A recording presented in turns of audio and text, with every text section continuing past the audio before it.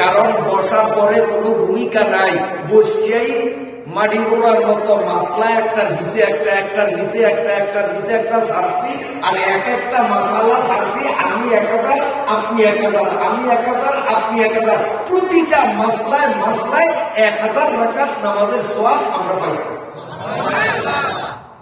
এই যে সুবহানাল্লাহ কইছেন না, আপনারাও কইছেন, আর যেদিন ভাই বইয়া খাতার তলে কান ভাই করিয়া ওয়াজ হইতেছে এইতেরও সুবহানাল্লাহ কইছে। কারণ এরকম লাভের কথা শুনলে মুসলমান নিয়ত করা লাগে না, বিনা নিয়তেই সুবহানাল্লাহ ভাই নিয়ে যায়।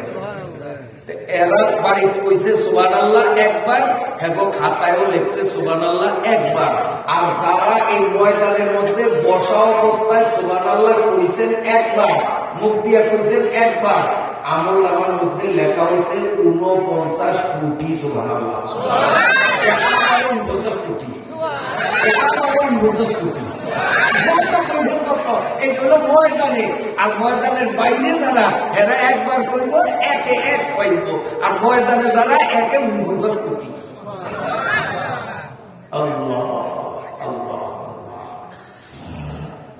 আল্লাহ। মুহতারাম হাজিরিন, এলেম কয় প্রকার?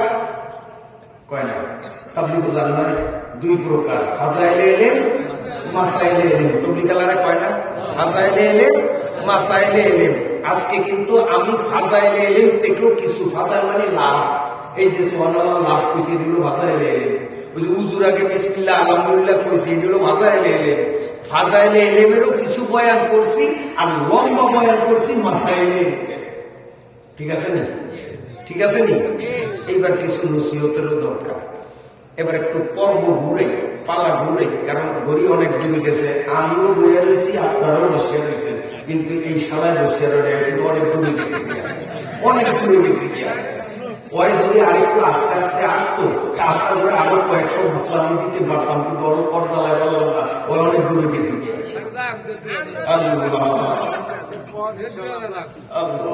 গাড়ি আছে,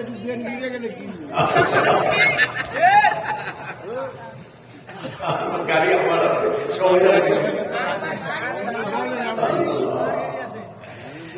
এইবার কিচ্ছা শোনার জন্য আবেদন আসছে, তো কিচ্ছা মানে আজ আফসোস, আজকে ওয়াজের নামে একটা বাহাত্রামি চলতেছে। এমন এমন কিচ্ছা শোনায় যা না কোরআনে আছে, না হাদিসে আছে, না তাফসিরে আছে। কাল্পনিক মন গড়া কথা, বিজাতিদের কথা অনুকরণ করিয়া মন গড়া বানিয়ে শুনে বাস কিচ্ছা বলিয়ে স্থলে যাই। কি ওয়াজ করলো, আর কি ওয়াজ করাইলো, আর কি ওয়াজ করলো মুসলমান। ওয়াজ কারে কয় তাও বুঝি না, যে করায় সেও বুঝে না, যে করে সেও বুঝে না। এই জন্য আমি হাদিস থেকে একটা কিচ্ছা শোনাবো, মন করা কিচ্ছা না। শোনেন বন্ধুরা, রাসূলুল্লাহ সাল্লাল্লাহু আলাইহি ওয়াসাল্লাম মদিনার মসজিদের ইমাম ছিলেন। জানেননি আপনারা? মদিনার যে মসজিদে আপনারা হাজী সাহেবরা নামাজ পড়ছেন, এই মসজিদের ইমাম ছিলেন আমার নবী, আপনার নবী মুহাম্মদুর রাসূলুল্লাহ সাল্লাল্লাহু আলাইহি ওয়াসাল্লাম। নবীজির ১৬ লক্ষ সাহাবীদের মধ্যে একজন সাহাবীর নাম তলহা। বলেন কি নাম? নবীজির ১৬ লক্ষ সাহাবীদের মধ্যে একজন সাহাবীর নাম হলো তলহা। এই তলহার বিরুদ্ধে আল্লাহর নবীর আদালতে নবীর ৪ খলিফার একজন নাম হলো ওসমান, তলহার সাহাবীর বিরুদ্ধে একটা মামলা দিল। মামলাটা কি? নবীজি প্রত্যেক ওয়াক্ত নামাজের পরে নবীজি কিছুক্ষণ ওয়াজ শুনাইতেন সাহাবীদেরকে। আখিরাতের কথা, ইমানের কথা, মাসলা মাসাইলের কথা, এগুলি হুজুরে সাহাবীদেরকে শুনাইতেন, সাহাবীরা বসে শুনতেন। তো ওসমান রাদিয়াল্লাহু তাআলা আনহু একদিন সকালবেলা হুজুরে ফজর নামাজ পড়াইছেন, এরপরে মুক্তাসার সংক্ষিপ্ত ওয়াজ করছেন। ওয়াজের পরে যার যার মতো মুসল্লিরা গেছে, ওসমানের নবীর পাশে দাঁড়িয়ে গেছে, ডরে কিছু কয় না। তো নবী কয়, কি ওসমান, সবাই গেছে, তুমি দি গেলা না, কিছু কইবেন? ওমর কয়, এইবার কইতাম পারি, যেহেতু অনুমতি দিছে। এখন কয় হুজুর, একটা নালিশ, একটা মামলা। কার বিরুদ্ধে? কামনের আদরের সাহাবী আছে না তলহা, এই তলহার বিরুদ্ধে আমি মামলা দিব। হুজুর কইলি আমার সাহাবী তলহা একটু দুষ্ট না, একটু গুন্ডা না, মোস্তান না, কত সরল মানুষ, সোজা মানুষ, ওর বিরুদ্ধে আবার কি মামলা? হুজুর মামলা হইল। আমি আজকে লক্ষ্য করছি, গতকাল লক্ষ্য করছি, পরশু দিনও লক্ষ্য করছি, এর আগের থেকে কিন্তু এই কুঅভ্যাসটা আছে। আমি 3 দিন ভিতরে পাহারা দিছি, আমার চোখে ধরা পড়ছে। কি আপনি নামাজের পরে ওয়াজ করেন, আমরা জমিয়া বসে আপনার ওয়াজ শুনি, আর এই তলহায় খালি অপেক্ষা করে যে আপনি কতক্ষণে আসসালামু আলাইকুম রহমতুল্লাহ, আসসালামু আলাইকুম রহমতুল্লাহ কইবেন, এতে লেজ উসকে দিকে দৌড়তে একদিনও ওয়াজ শুনি না, একদিনও ওয়াজ শুনে না। তা আপনার এই আদরের সাহাবী আপনার ওয়াজকে কেন গুরুত্ব দিল না? এর বিরুদ্ধে মামলা বিচার করতে হবে। তো নবী আলাইহিস সালাম মামলা নিয়েছি, কিন্তু একতরফা কথা শুনিয়া কোনো ফয়সালা দেওয়া যায় না, তদন্ত করতে হবে। ওমর রাদিয়াল্লাহু তাআলা হুজুর তো আমাকে কয়েকজনের দিয়ে একটা তদন্ত টিম গঠন করিয়া দেন, আমরা তদন্ত করে আসি। নবীজি কয় হবে না। তার কারণ ওসমানে মামলা দিছে, সাথে সাথে তোমাকে চেহারা দেখিয়া আমি বুঝতে পারছি তোমরা বেগুনে তলহার ধরে খেতে গেছো, তোমাকে চেহারার মধ্যে বিরক্তির ভাব। কাজে তোমাদের যদি আমি তদন্ত টিম বানাই তো সঠিক রিপোর্ট পাবো না, তোমরা রিপোর্ট দিবা তলহার বিরুদ্ধে, নিরপেক্ষ তদন্ত হইবে না। হুজুর তাই? হুজুর কয় তদন্ত টিম গঠন হবে, এই তদন্ত টিমের প্রধান থাকবো আমি নিজে সরজমিনে তদন্ত করব। কারণ তোমরা তদন্ত করলে সঠিক তদন্ত আসবে না। দেখেন না আলেম বিদ্বেষী যারা, এদেরকে যখন এক সময় আলেমদেরকে তদন্ত করার জন্য পাঠাইতো, ওরা তো এমনি আলেম দেখতে পারে না, তা আলেমের বিরুদ্ধে যা রিপোর্ট করতো যে এরা সন্ত্রাসী, এরা বোমাবাজ, আর আলেম করে দরিয়া জেলখানে রাখছে। এমন একটা দিন গেছে নিও। আসলে আলেমরা যাদের বোমাবাজ কয়, জঙ্গি কয়, এরা জীবনে কোনোদিন অস্ত্র খালি দূরের তো চোখ দিয়ে দেখছে, হাত দিয়ে ধরিও দেখে নেয়। পিস্তল আমার জীবনে আমি ধরিনি, আমি দর্শন রাখবে সুযোগই তো হয় না। তো এগরে বানাইছে জঙ্গি। অথচ যারা দিন দুপুরে একবারে টুটুস টুটুস করিয়া পিস্তল টিপিয়া রাইফেল মারিয়া মানুষ হত্যা করে, এরা দুধের দোয়া, এরা জঙ্গি না। তো এই যে হুজুরকে বিরুদ্ধে রিপোর্ট দিত কেন? এমন লোকদেরকে তদন্ত টিম বানায় যারা হুজুর করে দেখতে না পারে, এরা কি সঠিক তথ্য দিব? এরা তথ্য তো উল্লেই দিব। তো নবী আলাইহিস সালাম কয় তোমাগরে যদি পাঠাই তো সঠিক রিপোর্ট পাবো না, কাজে তদন্ত টিমের প্রধান থাকবো আমি। আমার সাথে কে কে যাইবা তদন্তে? ওমরেকে আমি যাবো, ওসমানেকে আমি যাবো, আবু বকরকে আমি যাবো। কত লোক? সব কয়জন নিয়ে নবীজি তলহার বাড়িতে গেছে। দরজা বন্ধ, নবীজি নিজে ডাক দিলেন, এ তলহা, আমি মুহাম্মদুর রাসূলুল্লাহ সাল্লাল্লাহু আলাইহি ওয়াসাল্লাম আসছি, ঘরে আসো। তলহা ভিতর থেকে কয়, আসসালামু আলাইকুম হুজুর, আমি ঘরে আছি। কয় শিগগির আয়, তোর বিরুদ্ধে মামলা আছে। তলহা কয় হুজুর অপেক্ষা করেন, আসতেছি। হযরত ওমর রাদিয়াল্লাহু তাআলা তো মেজাজি মানুষ, সবটা লাগাইছে, কেমন অসভ্যের অসভ্য, কেমন বেয়াদবের বেয়াদব, নবীকে অপেক্ষা করেন, আমি আসতেছি। নবী বলান দিলে তো তাড়াতাড়ি আসতে হয়।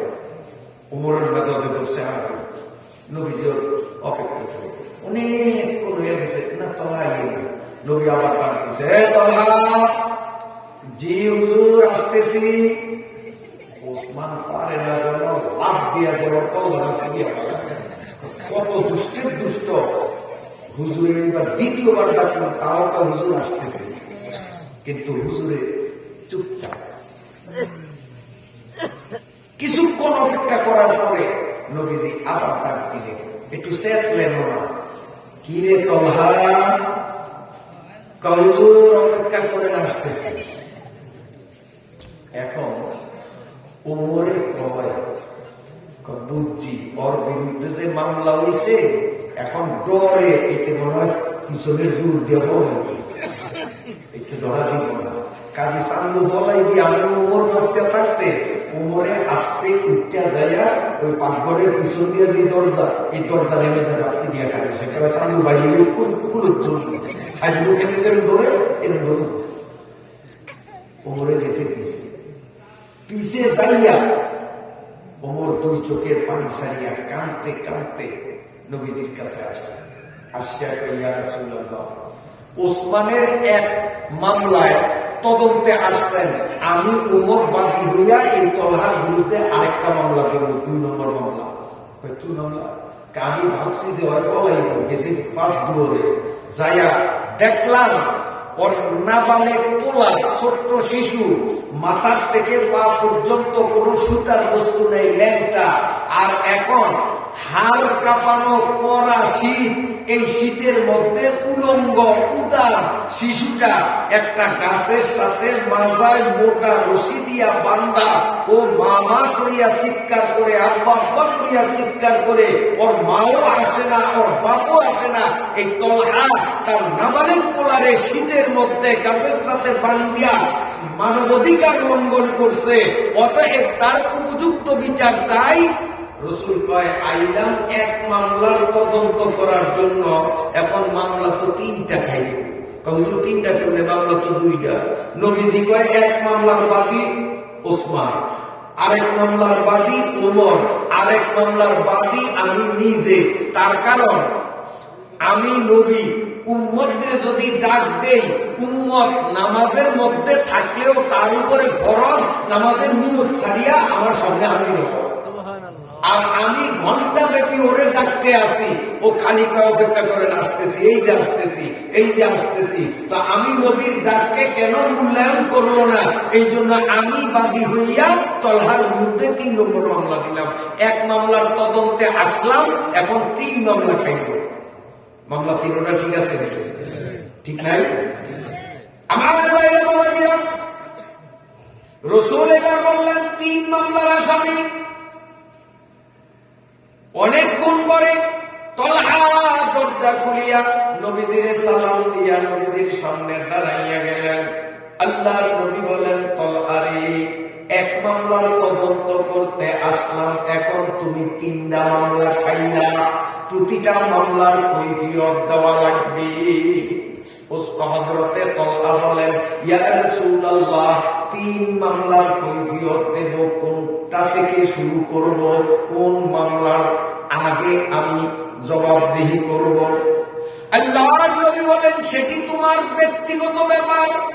3টা মামলার কৈফিয়ত দিতে হবে, কোনটা দিয়ে তুমি শুরু করো সেটা তোমার ব্যক্তিগত ব্যাপার।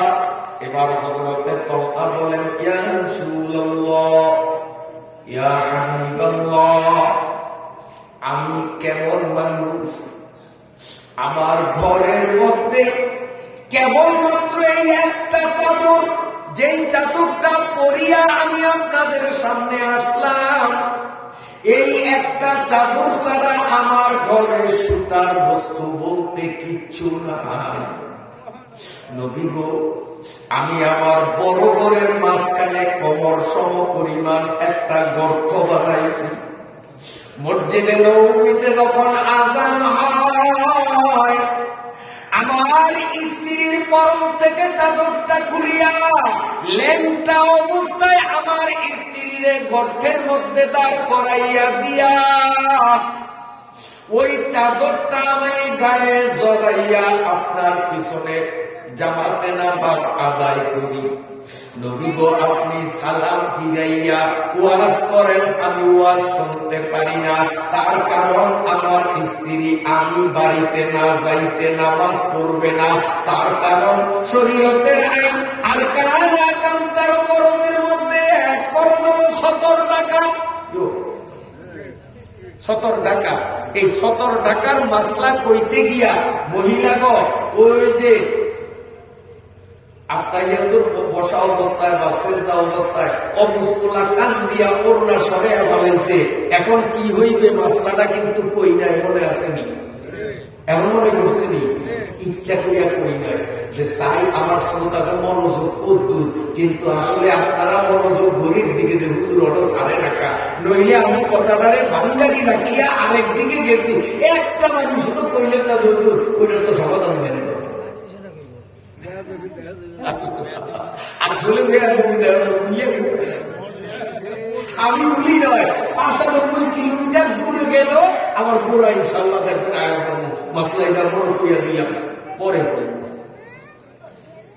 ভাইরা আমার, হযরতে তলহা বলেন, ইয়া রাসূলুল্লাহ, আমি যদি আপনার ওয়াজে বসি আমার স্ত্রীর নামাজ কাজা হইয়া যাবে, কারণ 17 টাকা পড়া সে কেমনে নামাজ পড়বে?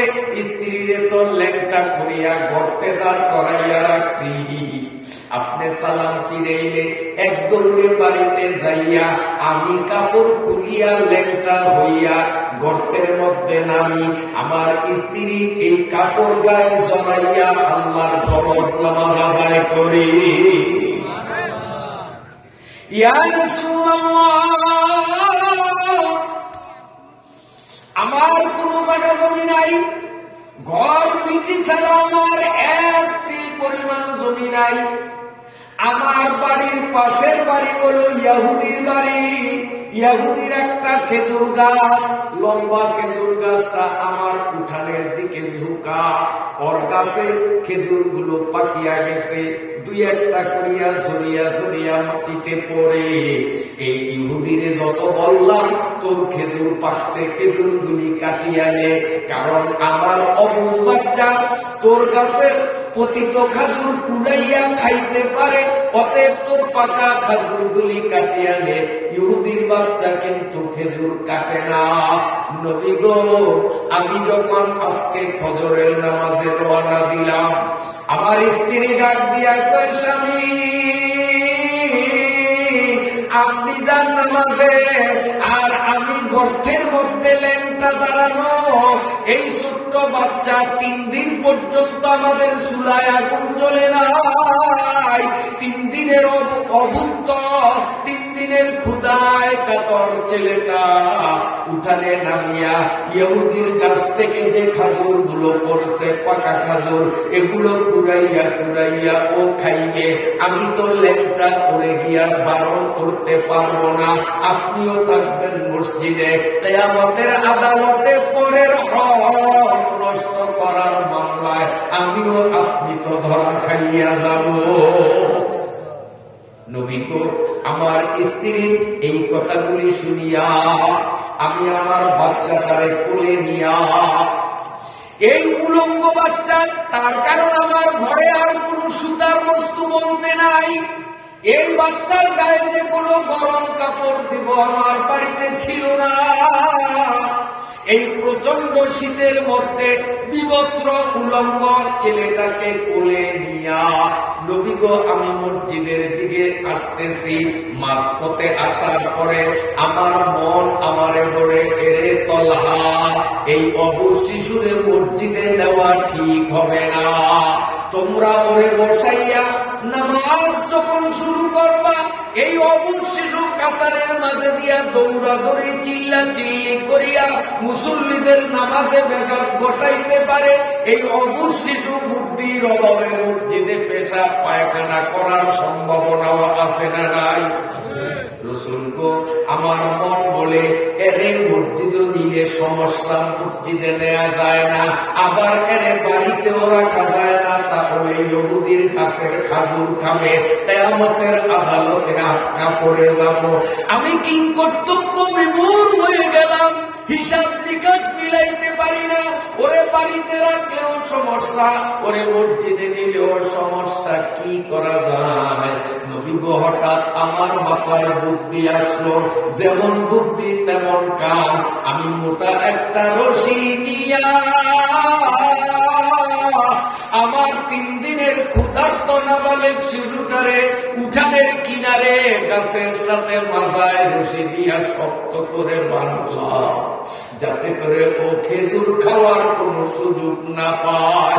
এরে বান্দিয়া আমি মসজিদে আসলাম, নামাজ পড়লাম, এরপরে আমি বাচ্চার কাছে না যাইয়া আমি ঘরে ঢুকিয়া ল্যাংটা হইয়া চাদরখানা আমার স্ত্রীরে দিলাম, স্ত্রীর চাদর গায়ে জড়াইয়া নামাজ শুরু করছি।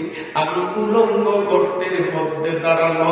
নবী গো, আপনি যখন আমারে ডাকছেন আমি তো পারি না উড়িয়া আসিয়া আপনার কাছে জুড়িয়া বসি, কিন্তু নবী গো, আমার স্ত্রী এখনো নামাজ শেষ করে নাই, ল্যাংটা অবস্থায় আপনার সামনেও তো আসা যায় না। আমার স্ত্রী নামাজের সালাম ফিরাইছে আর কাপড়টা আমারে দিছে, এবার চাদরটা আমি পরলাম, আমার স্ত্রী গর্তে ল্যাংটা দাঁড়ানো।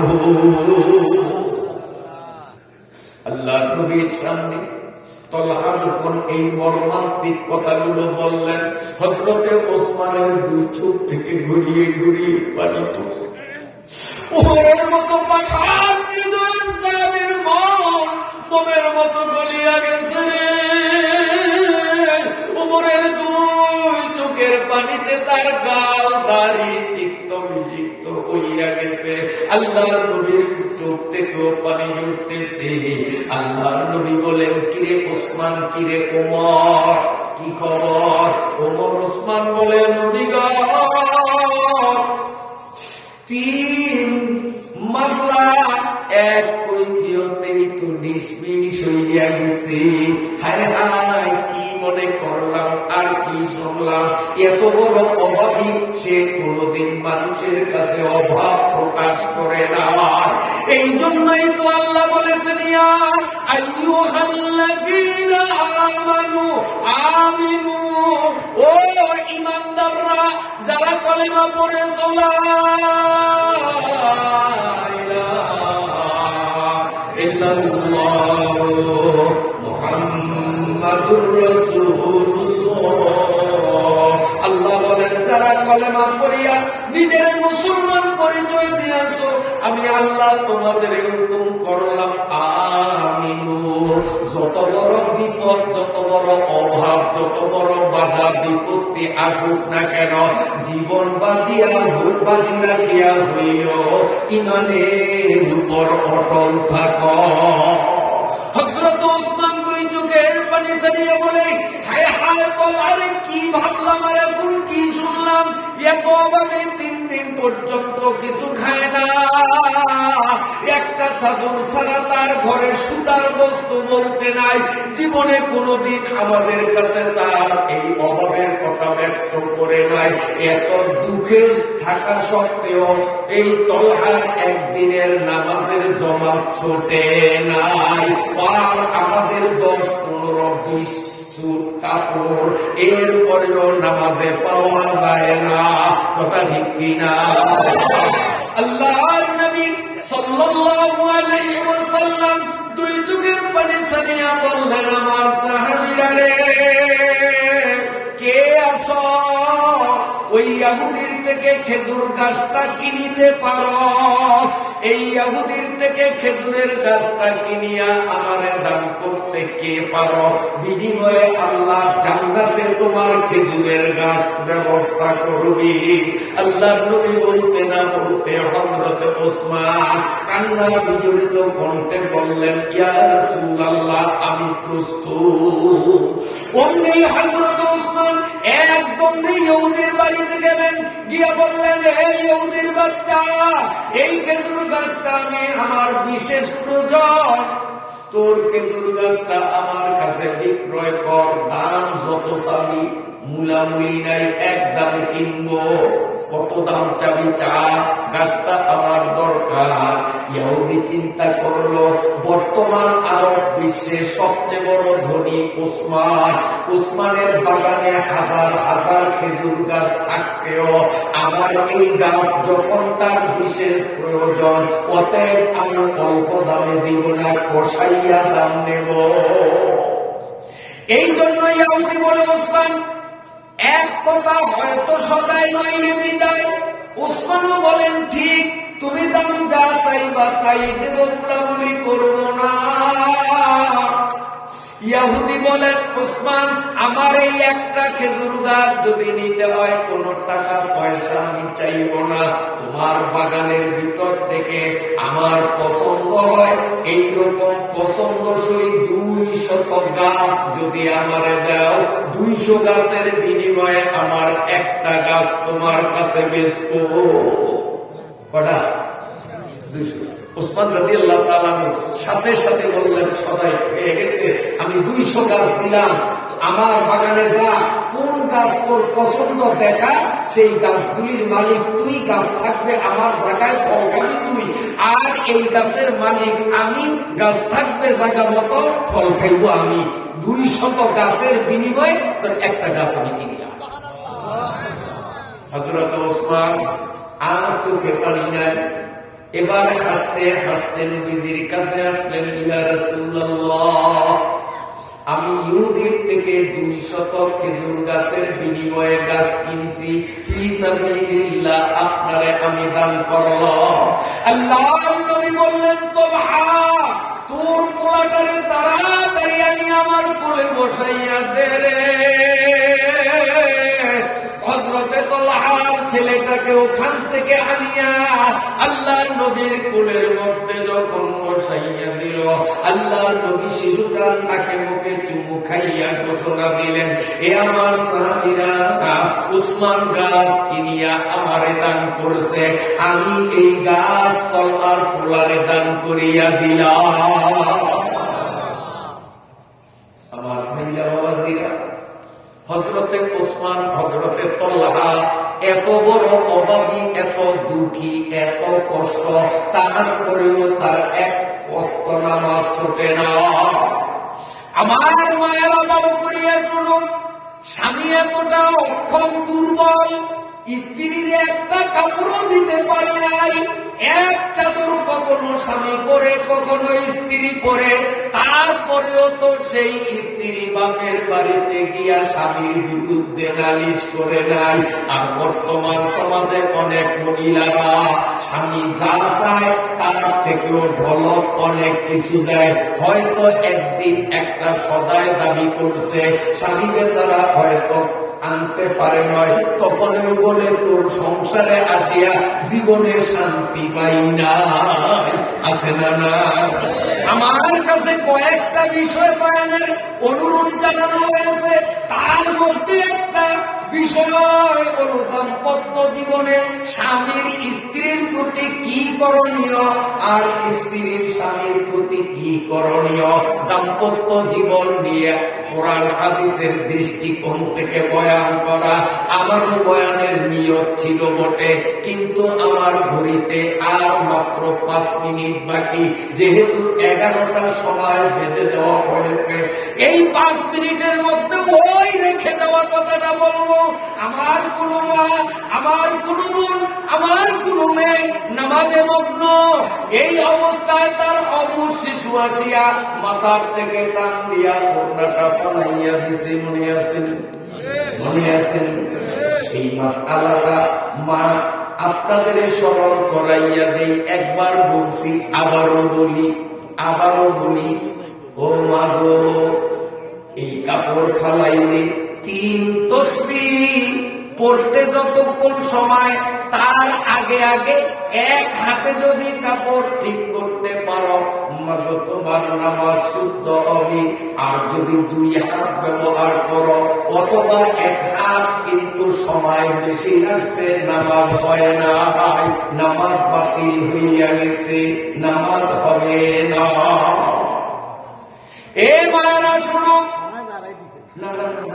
না হুজুরে বাড়াই দিলে আমি বাড়ান না, তার কারণ 11টায় যদি ছাড়ি, বাড়ির যাইয়া পেশা পায়খানা খাওয়া দাওয়া, এরপরে অনেকে গরুরি নাচ দিতে হয়, আমি বাড়িতে যে আমার আসলে আদার খাওয়ানো, আমারও কাম আছে, আমি আসপালি 300 করি, এবং এই আসারে আদার আমি খাওয়াই, এই আমার বাড়ির যাবো, যাইয়া পুরা গুলমু খাওয়ানো, ওরা খাইয়া বান্ড শেষ না করো পর্যন্ত আমি হুম না, ওরা খায়, আমার কাছে খুব ভালো লাগে, আমি পাশে বলতে আমার সামনে ব্যক্তি নিয়ে খায়।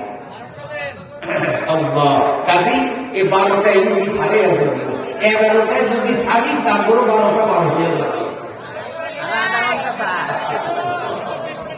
ভালো লাগবে তো?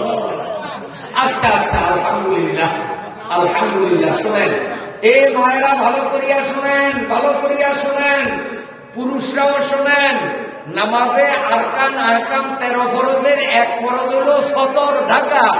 পুরুষের সতর হইল নাভির থেকে হাঁটু পর্যন্ত, হাঁটুর নিচ পর্যন্ত। আর মহিলাদের 2 হাতের কবজি, এই হাতের তালু এটা বার, মুখমণ্ডল এটা বার, 2 পায়ের কাকলুকিরার নিচে পায়ের অংশ বার। ইহা ছাড়া সারা শরীর সতর ঢাকের আওতায়। কথা বুঝতে পারছি? এখন পুরুষ বা নারীর সতরের যেই অংশ, এই অংশগুলোর মধ্যে ভিন্ন ভিন্ন পাট আছে। যেমন আমাদের পুরুষদের রান একটা পাট, এই রান আরেকটা পাট, নিতম্ব। নিতম্ব বলে কেউ বুঝে না, বুঝে গ্রামের মাহফিল এখানে কোন টিয়া, কারণ নিতম্ব বলে কাউ বুঝলো কাউ বুঝলো না, এগুলো শিক্ষিত মানুষ কম ভোগার টিয়া। এই পাশার টিয়া, এই বাসার টিয়া, এই নিতম্ব হলো একটা একটা করিয়া 2টা অঙ্গ। এই পুরুষদের আর মহিলাদের হাতের কবজা থেকে কেলু পর্যন্ত একটা পাট, আবার কেলু থেকে বগল পর্যন্ত একটা পাট, 2 হাতে এমন। এরপরে বুক একটা পাট, পেট একটা পাট, নাভির নিচ থেকে রানের গোড়া পর্যন্ত একটা পাট, 2 রান এভাবে ভিন্ন ভিন্ন একটা পাট, রানের নিচে হাঁটুর থেকে নিয়ে টাকনুকিরা পর্যন্ত একটা পাট।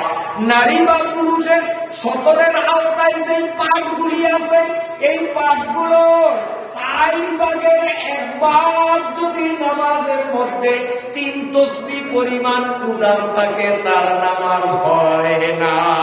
মনে করেন আপনি কুরআন লঙ্ঘি করিয়া নামাজ পড়েন, আপনি যখন আত্তাহিয়াত পড়ার জন্য বসছেন, চাপ লাগিয়া রানের উপর দিয়া লঙ্গি ফাটিয়া গেছে, এই ফাটল পথ দিয়া রানের 4 ভাগের 1 ভাগ যদি উদাম হইয়া যায়, আমার মা তুমি নামাজ পড়তেছ, ফ্যানের বাতাসের বাড়িতে তোমার মাথার ওড়না সরিয়া মাথার 4 ভাগের 1 ভাগ যদি উদাম হইয়া যায়, এবং এটাকে 3 তসবিহ বলার সময়ের কোন সময়ে 1 হাতে যদি কোনো মতে ঢাকা যায়, নামাজ শুদ্ধ হবে। আর যদি না পারা যায়, নামাজ ভেঙে যাবে, আবার নতুন করে নামাজ পড়া লাগবে। আল্লাহ। তো হযরতে তালহার স্ত্রী এত দুঃখ কষ্ট খেয়ে না খেয়ে 3 দিনের উপবাস, পরনে কাপড় নাই, পেটে ভাত নাই, তারপরেও স্বামীর বিরুদ্ধে কোনো অভিযোগ নাই। আর আমাদের দেশের নারীদেরকে পুরুষরা রোদে শুকাইয়া, বৃষ্টিতে ভিজিয়া, মাথার ঘাম পায় ফালাইয়া, কত কষ্ট করিয়া তাদের ভরণ পোষণের ব্যবস্থা করে, এরপরেও যদি একটু নুন থেকে চুন হয়, গোলামের রোদ গোলামের সংসারে আসিয়া শান্তির শোভা দেখলাম না। আপনারও সবসময় এরকম বেয়াদব না থাকলে আপনারও বিপদে আছে।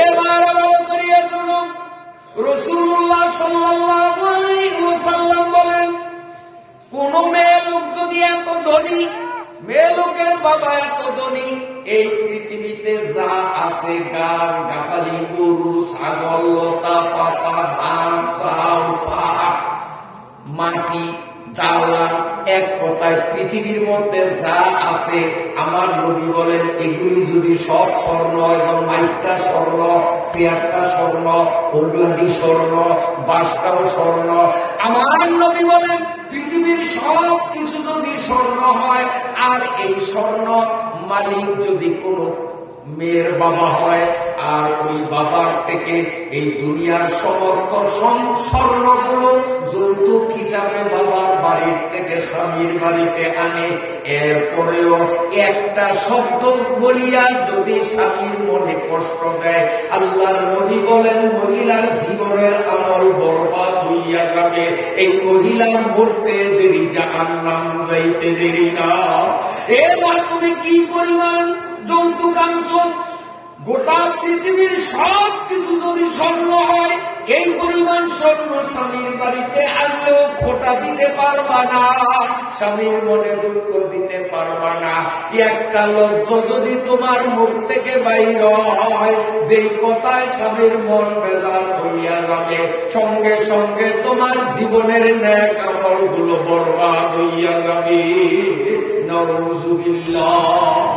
রাসূলুল্লাহ সাল্লাল্লাহু আলাইহি ওয়াসাল্লাম মেয়ে ফাতেমারে আমার জন্য জামাই বাড়িতে রওনা দিলেন। এদিকে নবীজির মেয়ে ফাতেমা, জামাই আলী, নাতি হাসান হোসাইন এরাও আসতেছে। ফাতেমায় বাপের বাড়িতে যাবে, আলী শ্বশুর বাড়িতে যাবে, হাসান হোসাইন কার বাড়িতে যাবে? কিন্তু বাড়ি একটা ফাতেমায় বাপের বাড়ি যায়, আলী শ্বশুর বাড়ি যায়, হাসান হোসাইন নানার বাড়ি যায়। বাড়ি কয়টা? এরা আসতেছে। আর নবীজি যায় মায়ের বাড়িতে, জামাই বাড়িতে মায়ের বেড়াইতে আনবে। আমরা এরকম যাই না? পথের মধ্যে দেখা, রাস্তার মধ্যে। তো নবীজিকে আলহামদুলিল্লাহ ভালোই হয়েছে, আমি তো তোরে আনতাম আইসি, আর তুই তো আগেই আইস। নবীও খুব খুশি। এরপরে হঠাৎ নবীজির মুখটা বেজার হয়ে গেছে, একটা মুখ মনে ফাতেমা দেখে কি আব্বার আমাদের দেখতে মন খারাপ তো করতে পারে না, কারণ আমি আব্বার কলিজার টুকরা। আর আমার আব্বাই তো বলছেন বাড়িতে মেহমান আসলে আল্লাহর রহমত আসে।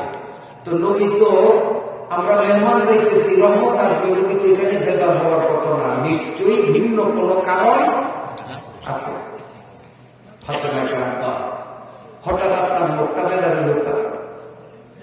আল্লাহর নবী খুব মলিন মুখে বললেন, মাগো ডিস্টার্ব করিস না, বাড়িতে যায় তোরে কম। ফাতেমা আগ্রহ দিয়ে বসে রাস্তার কানে বসিয়া কয়, আব্বু ফাতেমায় বাপের বাড়ি যাবে না, আলী শ্বশুর বাড়ি যাবে না, হাসান হোসাইন নানার বাড়ি যাবে না। আপনার মুখ কেন ভার হইল, মুখ কেন বেজার হইল, এইটার রহস্য যদি না বলেন, হাসান হোসাইনও নানা বাড়ি যাবে না, আমার স্বামী আলীও শ্বশুর বাড়ি যাবে না, আমি ফাতেমাও বাপের বাড়ি যাবো না। এবার রসুলের ফেসে ফেলাইছি। এখন রসুলে কয়, ফাতেমা আমি যখন মেয়েরাজে গেছি, আল্লাহ আমাদের জান্নাত জাহান্নাম ঘুরে ঘুরে দেখাইছে। জাহান্নামে যে কি দেখছি আমার হঠাৎ কেন জানি মনে পড়িয়া গেছে, এই জন্য আমার মুখটা মলিন হয়ে গেছে, চোখে পানি এসে গেছে। জাহান্নামের সিনারিটা লাগে যখন আমার চোখের সামনে ভাসতে আছে। হযরত ফাতেমা বললেন, আব্বু তো জাহান্নামে কি দেখছেন? নবী আলাইহিস সালাম বলেন, আমার যে মনে পড়ছে যে সিনারিটা আমার চোখের সামনে ভাসে, আমি কতগুলি মেয়ে লোককে জাহান্নামের মধ্যে ভীষণ সাজাগ্রস্ত দেখছি। আমরা সালাম যে হুজুর আগামী বছর তো ওয়াজ হইব, আমরা তো সেটা বক্তা দেওয়ার জন্য হেদিন আমবো না, হুজুরগুলা কম লাগবো না, আর যা কইলে দেখ ঘুরিয়ে গেলে আগামী বছর অত্যন্ত এই কথা না হইলে কয় টাকা বুঝালাম। আসেন এইবার ফাতেমাকে আব্বু কামাইছে। আপনি দেখছেন জাহান্নামের মধ্যে মহিলারা সাজাগ্রস্ত, আমিও তো একজন মহিলা। এখন ওই মহিলাদের কাতারে আমি আছি কি নাই এইটা তো আমার জানা দরকার। হায়াতের গ্যারান্টি নাই, বাড়ির যাবো তারপরে কইবেন এর মধ্যে যদি মরিয়া যাই, আর আমি যদি ওই কাতারের হই, আব্বু আপনি না বললে চুল পরিমাণ ওনার সামনে যাবো না। আল্লাহ নবী বললেন, ফাতেমা আমি জাহান্নামের ভিতরে যখন দৃষ্টি দিলাম, 10 কিসিমের মেয়ে, 10 কিসিমের আযাবের মধ্যে লিপ্ত আমার নজরে পড়েছে। আমি এই 10 আজকে আপনাদের সামনে 10টা দিতে পারবো না, কারণ 10টার বিবরণ দিলে 12টা একটা কুলাইতে পারবো না। 2-1টা শুধু বলবো।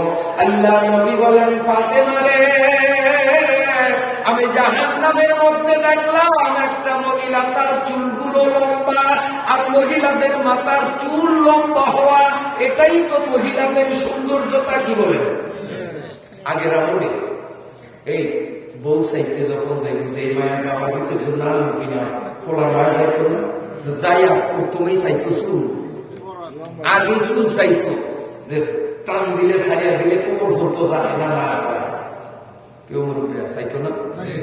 চুল লম্বা হওয়া এটা নারীর শোভা, দাড়ি লম্বা হওয়া পুরুষের শোভা। কিন্তু এখন নতুন এক আধুনিক ফ্যাশন বাইরেছে, মেয়ে লোকরা চুল কাটতে শুরু করলো। এটার জানি কি কাটিং করে? Bob cutting. এই বব কাটিং করে আসলে লম্বা চুল এটা মেয়েরই সৌন্দর্যতা, কিন্তু বব কাটিং করিয়া নিজের ছেলে ছেলে দেখাইতে চায়। আসলে এটারে ছেলের মতো বোঝা যায় না, মেয়ের মতো বোঝা যায় না, মাঝে আরেকটা ছেলে বোঝা যায়। এটার নাম কি? আর কয় না কেন পুরুষ নামে এই বব কাটিং যেগুলি করে এগুলি আসলে সব হিজরা। হিজরা এটি নাম বেড়ার নাম এটি। নারীর শোভা হল লম্বা চুল। আল্লাহ নবী বলেন ফাতিমা, এক লম্বা চুলদারি মহিলা দেখলাম, এই মহিলার চুলগুলোরে উপরের দিকে ধরিয়া লটকাইয়া চুলের সাথে লটকাইয়া রাখা হলো। মাটির উপরে পা, শূন্যের উপরে, চুলের উপরে তার সারা শরীরের হয়ে পায়ের নিচে আগুন ধরিয়ে দেওয়া হলো। আগুনের উষ্ণতায় শরীর সিদ্ধ হইয়া মাথার মগজ গুলো ঘেমে ঘেমে পড়তেছে। আর মহিলা যত চিল্লা চিল্লি করে মোটেও তাকে মুক্ত করা হয় না। এইটা হলো ওই মহিলাদের, যেই মহিলারা মাথার চুল পর পুরুষের দেখায়।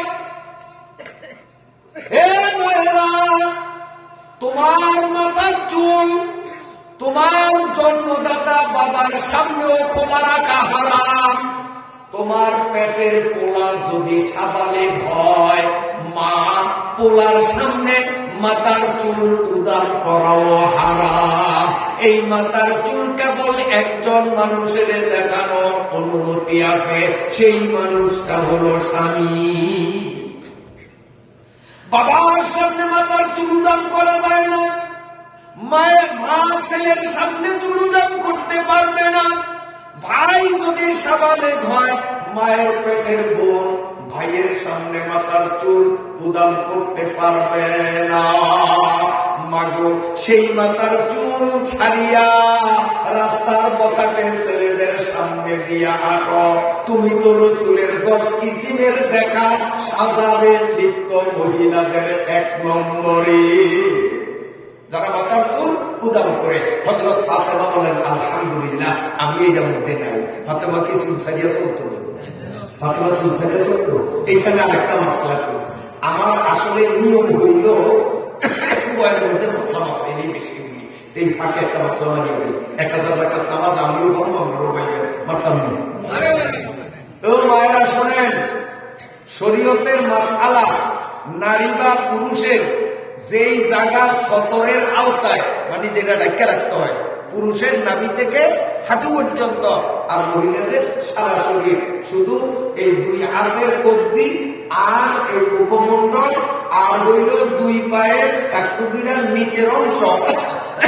নামাজের মধ্যে ঢাকা ফরজ না, কিন্তু নামাজ ছাড়া অন্য সময় পর পুরুষের সামনে এগুলিও খোলা রাখা জায়েজ নাই।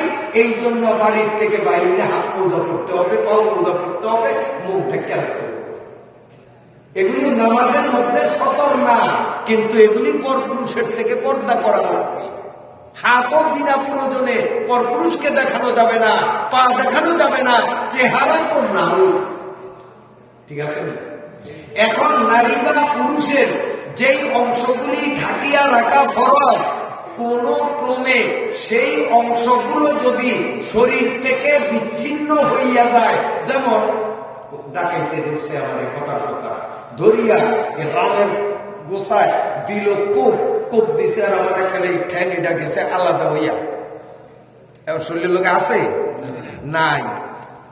তাহলে এই শরীরের সাথে রানটা লাগানো অবস্থায় এই রানকে যেমন ঢাকিয়া রাখা ফরজ, কোন কারণে যদি এটা শরীর থেকে আলাদা হইয়া যায় তখনও এটাকে ঢাকিয়ে রাখা ফরজ, উদাম করা যাবে না।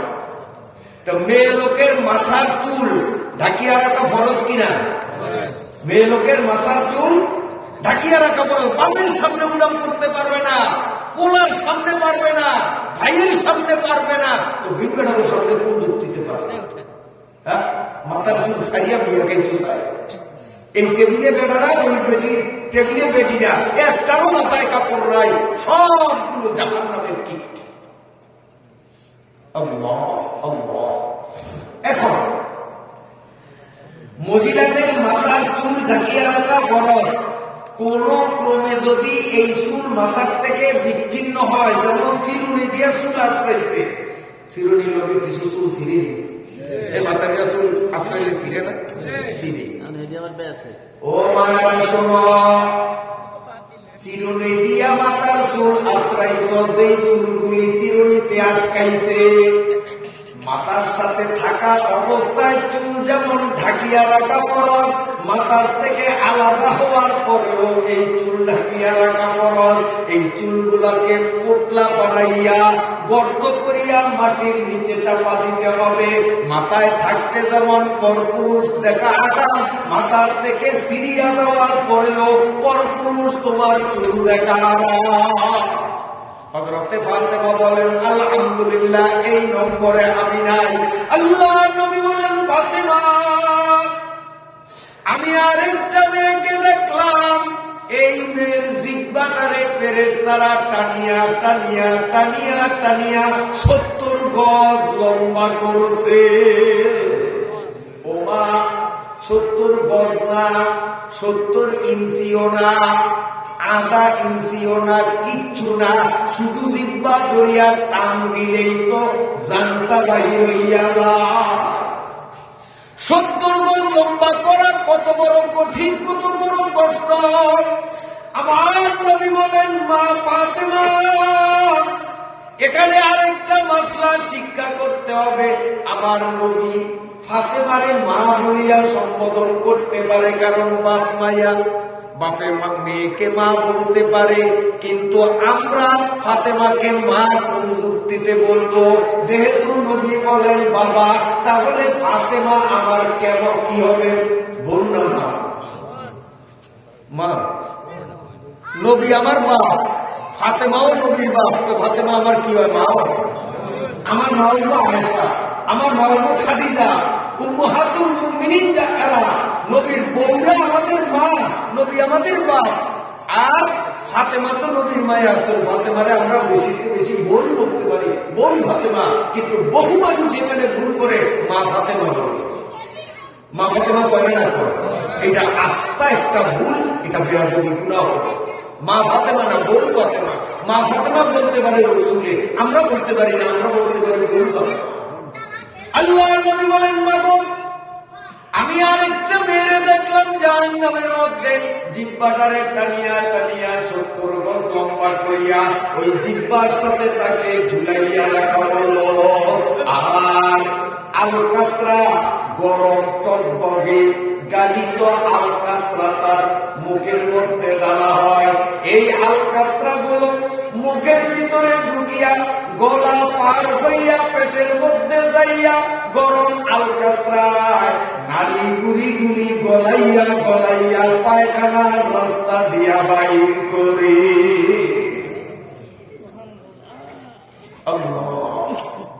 নবীজি বলেন, এই শাস্তি হওয়ার কারণ যে সমস্ত মেয়ে লোকরা চোখ উল্টাইয়া এই জিহ্বা দিয়া এমন এমন কথা স্বামীরে বলতো, যেই কথা স্বামীর কলিজায় আঘাত লাগতো।